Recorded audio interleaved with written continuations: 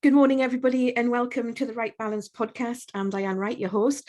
And today, I'm sure my next guest, the lovely Lindsay Randerson, will resonate with a lot of professional females who struggle with work and the life balance. And they're ready, and I think we can all resonate with this. We're all ready to find that balance in everyday life. It's all about the wellness journey of small, manageable changes, including nutrition, well-being, self-care, but more importantly, to improve anxiety, mood, hormones, and the gut health. Welcome, Lindsay. Lovely to have you Welcome. here. Thank you so much, Di. It's lovely to be here. It's great to see you on here, and to take people on this particular lifestyle journey. And it is a journey. It's not a marathon, is it? It's a real steady away one. So if it's possible, if we can go back to the very beginning with you, I like to know exactly where you've come from and what you've done and how things have progressed into where we are today. Oh, wow, that's a long old journey back. Where do I start? So, for me, I mean, I've always been in the health and wellness. I studied, so went straight from school, 16 straight into holistic health. Studied for 3 years, and then went to London at 20. And got my dream first job, which was working in a 5-star hotel in Sloane Street, and looking after a spa in there. So I was working as a holistic therapist at that point, for some incredible VIP celebrity clients at the age of 20. It was totally out of my comfort zone, if I'm honest. But I learned a lot, and I think that was my sort of first inroads into hotels and spas.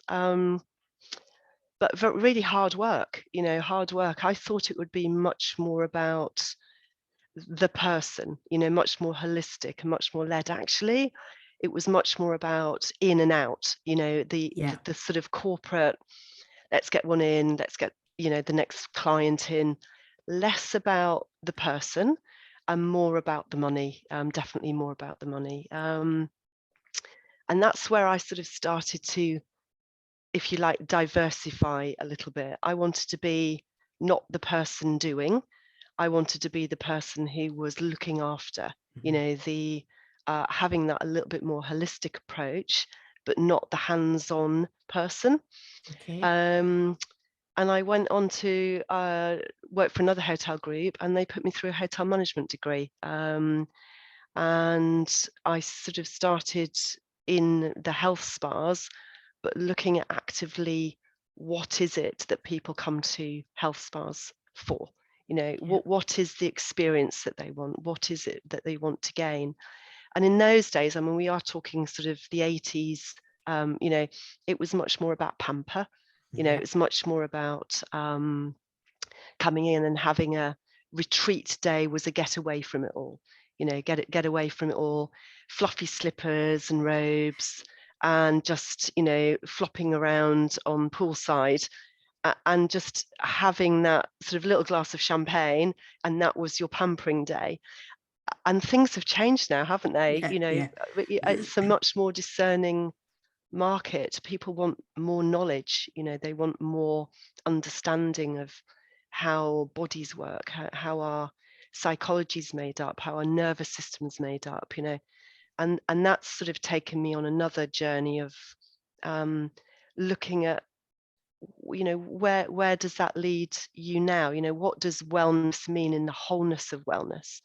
And so I went down another route of learning much more about the individual, what is it that brings all that together? And for me, the crux of this was the nutritional piece. Right. Was to look at how nutrition influences everything, how nutrition influences our mood, how that works. And it is, nutrition is the fundamental fuel that supports everything that we do. It supports our hormones, the endocrine system, it supports our cardiovascular health, it supports our neurological systems. It is the fundamental of everything. And I think that for me was the missing link.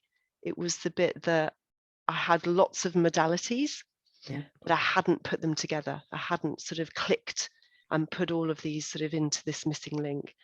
And so nutrition was my next study work, I suppose, nutrition and lifestyle medicine. I'm in the middle of my next degree at the moment. Soon to complete, I hope. But yeah, that's brought everything together. And then I've really sort of gone back to the basics of the spiritual, the mind, the body connection as well. And those are the areas really that's brought me to this place at the age of 53, to now finding that my body, my spirit, my connection to me is so important. Yeah. And the modalities around it are part of that. But actually knowing myself, knowing how my body works, knowing when I'm triggered, knowing when I'm in a thought pattern that's an unhealthy one, knowing when my anxiety spikes, and having tools that I can do to support my body, be kind to myself, is really an important piece, I think. And that's really my whole sort of story. Yeah, no, wow. rolled into 30 years. Wow, wow. Just going back to when you first started about this totally resonates. You know, if you wanted a good weekend away with the girls, or you just wanted to pamper half-hour sessions or whatever they were at the time, that's basically what it was. It was very much back to back, and you were in and you were out, and it was lovely. That treatment was lovely. It probably relaxed you for 20 minutes thereafter, half an hour afterwards, but it, like you're saying, it doesn't expand that. It doesn't take you on that journey, which I think everybody needs to go on and learn about their body, learn about, as you talk about the triggers, and learn about how your body works. We all have the same tools inside, but how they actually function is completely natural and neutral to you. Yeah. And I think that's really important now. And I think more and more people are starting to understand that more, that it is important. Yeah, and I think, as you say, Di, you know, everybody is individual. Yeah. You know, what matters to me, and you know, what brings me joy and love, and you know, get out of bed in the morning, is different. You know, it's different to you. It's different to the next person. But finding that, you know, finding that real love of something that you can sustain at. You know, I used to be a runner. You know, I lived in Manchester for 10 years. I used to run pretty much 3 times a week. I hate running now. My body absolutely loathes it. It would not give you 2 seconds if you asked me to get up and run 5K. I live on the Isle of Wight now. It's quite hilly and challenging. But my body's changed, you know, from my 20s when I was running in London to my 30s when I was in Manchester. I lived in Cardiff, you know, I've been all over. Your body changes. Yep. And unless you adapt and change with your body, you'll still be doing the same thing. It's not necessarily what your body needs. Yep. It's what we've almost been conditioned to do. Exactly. And I think there's an unlearning that needs to go with this as well. You know, I've unlearned a lot before I needed to relearn again what was actually my body needs, what I need to sustain me, which is, you know, in a supportive way. You know, it's not I should be in the gym 5 times a week. Yeah. I love to be, I'm a tennis player. So, you know, I'm on the tennis court 3 times a week. I absolutely love my tennis, but I meditate every morning. I journal now every morning. I go for walks in nature, which is one of my healing modalities, because the connection for me to the outside space is really an important part of my story. So my life and what my body needed in my 20s and 30s is very different now to what my body needs in my 50s. My nutritional piece has changed as well. You know, so what supported me in my 20s when I was living in London, on the go, 24 hours a day, partying central, working really hard, is now very different to what I need my body to be at its best now. And then you've got the menopause piece thrown in, but I think we sort of get into that rut. I think we get into that rut of life that we should be.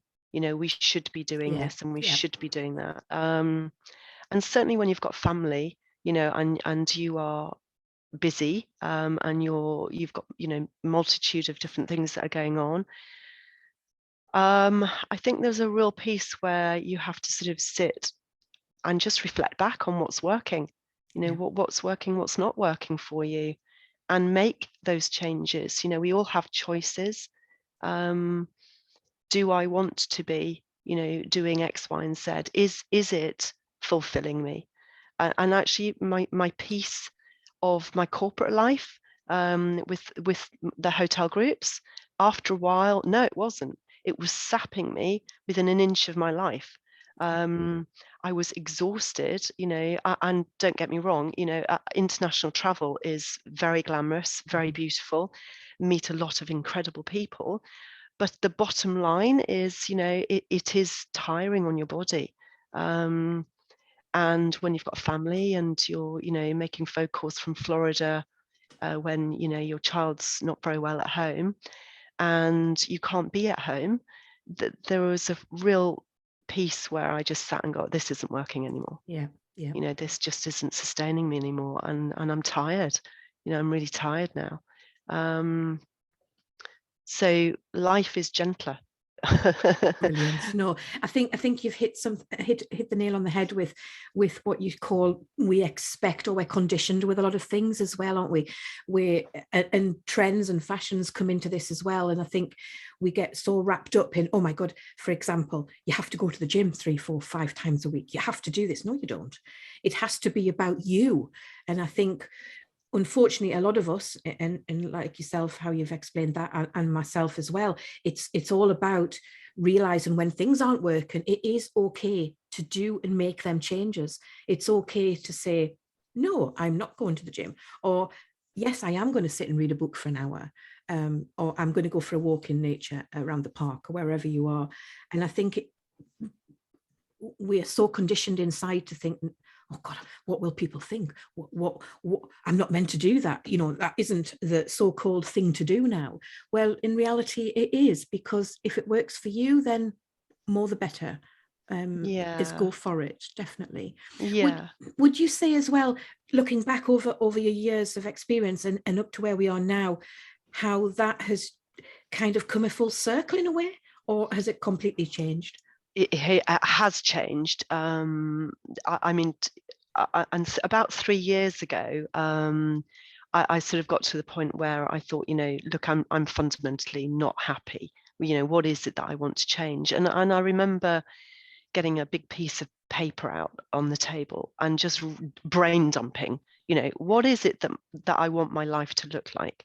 I'd actually been made redundant from a position, which just going into lockdown as well, it was getting increasingly difficult. And the hotel group that I was working for at that point, I had 26 people that worked underneath me. So I was responsible for at that point. And I went from being a very active, very busy, professional woman to working and being quite isolated. I'd sort of lost my label, and that got me sort of thinking. We put a lot of emphasis on the manager, the international this, that, and the other, but actually, what is it that is making you happy? And that started that sort of piece of, okay, I want to relearn, I want to go back, I want to do this nutritional piece, I want to look at things differently, and piece together the things that really weren't working for me, and increase the things that I really wanted to learn and understand and bring into my life, and switch the balance, choose a different option. It's not easy, No. but these sort of small changes that we can start, these healthier habits that we can start to put into place, take time. But 3 years ago, 4 years ago, where I was to where I am now, it's a totally different story. It's a totally different book, Yeah. and I love my journey. But there's a lot of women out there that just get stuck. I can't change. I don't know where to start. Yeah. And so I've spent the last 3 or 4 years creating that change. Supporting women and men actually, in making those changes, and starting with that. What matters to you? What is it that you want to bring more into your life? And so my journey's actually, gone full circle. Yes. I am health and wellbeing coach. So I'm working, have my own business, but I also work for the primary care network team across the Isle of Wight, so for the NHS. So I do a couple of days a week working out of GP surgeries, supporting my patients through their journey. And that's through chronic illness. So that's, particularly type 2 diabetes, osteoporosis, gut issues, cardiovascular diseases. So that's the extremes. And that's where, illness has taken hold. And then I support other my clients on making changes to lifestyle, so that those chronic illnesses are probably tapping on the door, or things that Yeah. have started to come up and murmur around, not quite in that chronic illness, but certainly lifestyle changes are needed. And what does that look like? Where can you start? And there are some really fundamental things that we can start doing, and it is choice. It is down to choice and support.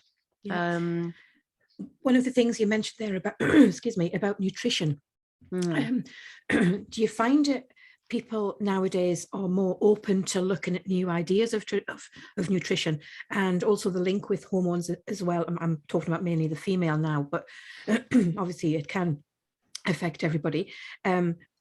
Looking at how our lifestyles can change, do you find that people are willing more now to go down that more nutritional emphasis on their well-being? yeah, it's got to be the number one. Mm-hmm. You can eat all, but on the switch side of that, you can eat all the broccoli in the world. It Yeah. isn't going to make you happy. Yeah. So there is this sort of fine balance. But the gut, the nutritional piece, is the piece that I start with, because if we can look at getting the nutrients to support your body will start to change. The endocrine system, the hormones are absolutely related into gut health. Yeah. And what we put into our body is going to heal Yeah. us and support us, give us more energy. The anxiety in the brain, sort of gut brain axis, is an enormous piece of work that is going on, research work that's been going on at the moment. But if we are not in a great place with our diet, and we don't put the connection together, it's that there's some really fundamental keys, like inflammation. Inflammation in the body is exacerbated by lots of the sugar and the alcohol and the caffeine. But the endocrine system, our hormones, are also off the roof when we have too much sugar, too much caffeine, too much alcohol. Yes, that's right. So it is about looking at tweaks. I'm not overhauling diet, but I'm working with people to look at where they can implement better quality nutrition. And that's the protein, the complex carbohydrates, and the healthy fats. So that is a real simple piece that we can do to support our bodies. And the difference is incredibly quick. It's incredibly quick. Then you can look at the stress load. What stress is in your life that is causing you to have this anxiety, this low mood, this, what does that look like? What piece does that look like? Is it your work? Is it relationships? Is it social? Your social connections and your social around you. What is it that is creating this stress load? 99% of the time, it's the stuff around us. It's the stuff that is the everyday stuff. And the stress load has a massive impact on our body. And so those small steps, managing that, reducing that stress load, giving yourself time out, giving yourself time out in nature. I did a sort of survey with some of my patients about a month ago. And it was to the, and one of the questions on that survey was, how much time do you give yourself on a daily basis? And the answer was less than 15 minutes a day. 15 minutes a day is not enough for us to manage our stress load. But if we do 15 minutes every hour, 10 minutes every hour, just a little pause in our day, a couple of reminders to breathe, get up and walk away from, your computer screen, get outside with a little cup of tea, go for a 20-minute walk, all those tiny, small things that we can put into our day make an enormous difference in our day. And so, yeah, that's the bit that is needed. It's sort of the nutritional piece, but there are other bits around that. There are other bits that make an enormous difference as well. It's fabulous. It's a real big minefield for a lot of people who are stuck on that hamster wheel, I think, as well. But actually, as you say, it's not a marathon, it is a journey, and it's picking up them little bits that actually work for you, or realizing when things aren't working for you. Excuse me. The other thing I wanted to ask you about is you have some amazing Facebook group on Facebook as well. Can you tell our listeners a little bit about that, Lindsay, and what it's all about? Yeah, I've so my little Facebook group's called the Wellness Lounge, and it's like having your own, private health coach. So I'm in there giving you tips, resources, places to sort of start. The small incremental steps. And I'll talk in there about gut health and hormones. It is a group for women, so it is there to support and nurture you, give you a little bit of a sort of hand to help you make those changes. I always think about myself a little bit like a bridge. To get from A to B, you need the bridge, and I'm the bridge. So pop in there and say hello. My website is www.waystowellness.co.uk. And I'm on Instagram as well as Lindsay_Randerson. So you can come and find me and we can have a chat. That's brilliant. All Lindsay's details will be left at the end on the show notes accompanying this podcast as well. So I would definitely recommend having a little chat with Lindsay. And obviously next year as well, some new exciting things happening as well for you. Is that right, Lindsay? Yeah, I've got a couple of things that are going on next year. So I've got programs that are coming out next year, which I'm really excited about. So can support specifically, people that are needing these sort of bridging and to get them from where they are A to a B point. So I'm really excited about my programs coming out. I've also taken on She Speaks Talk Radio. So I'm hosting that from January. I've got my own show that's going live, which is great. And I'm supporting a retreat out in Portugal. So I was there in October of this year, and I'm back out again next year. I'm doing some of their nutrition and wellness programs and supporting they've got some great BANT nutritional therapists out there. So I'm supporting them with their lifestyle and talking about this sort of lifestyle changes. So yeah, really excited. started. So it should be incredible. I'm really looking forward to next year. Oh my goodness, yes, bring on 2022. That's Yeah, what I say. And these particular wellness events in Portugal, can these be accessed through your website? Can people jump on? Yeah, that's brilliant. That's great. And obviously up-to-date details that will be left as well.